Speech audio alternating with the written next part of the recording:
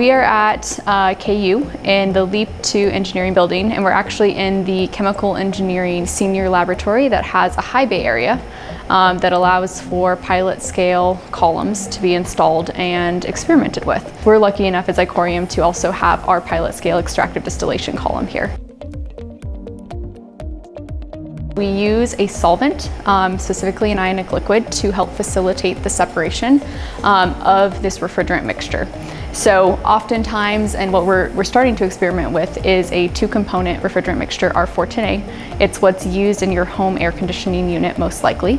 And this mixture is azeotropic, which means it's really hard to separate using conventional distillation technology because the 2 components have the same boiling point at a certain composition. And so you can't just use temperature to separate these things. So we use the ionic liquid as that extra step in the process to facilitate the separation of these 2 components. So we actually put our ionic liquid in at the top of the column, and it comes down our packing material, which just has a lot of surface area, think almost steel wool, but it's a commercial packing material, and it provides a lot of surface area so that we can have a lot of contact between the ionic liquid and the refrigerant gases. The goal is that the ionic liquid is going to absorb one of those refrigerant gases, and it's going to bring that down the column in the ionic liquid, and that's going to come out the bottom and be collected in a flash tank.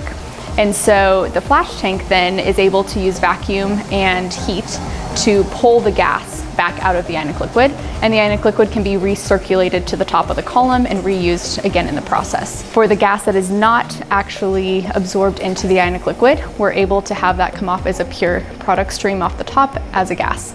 And so ultimately that's the simple 2-component separation, but we're able to then use this for much more difficult separation processes by running things through a column multiple times. In a commercial facility, you may have multiple of these columns in series or using other technologies additively. This, in terms of pilot scale, this is the size that we need to have proof of concept that this will work and get all of the energy data, get all of the mass balance data, and really understand the process. It's kind of the real life scale up that gives that proof of concept so that you can be comfortable moving to the next step. So this is currently a 3-inch diameter column.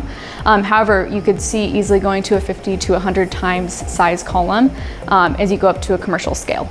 And so what we use this guy for is just to collect all of the data to really understand what's happening in real life with the separation so that we're able to confidently scale it up to a commercial process and understand how it's going to run. We're starting with that refrigerant R410A that's used commercially in home air conditioning units, but we're quickly also moving on to other refrigerants that are commonly used, like in commercial cooling systems that are maybe 3-component mixtures, and ultimately going to include HFOs, which are hydrofluoroolefins. They're the new refrigerants that are coming out, and they are going to be replacing hydrofluorocarbons because they have a much lower global warming potential. And so as we kind of continue on the testing and experimental process, we'll start including a lot more of these refrigerants into our work.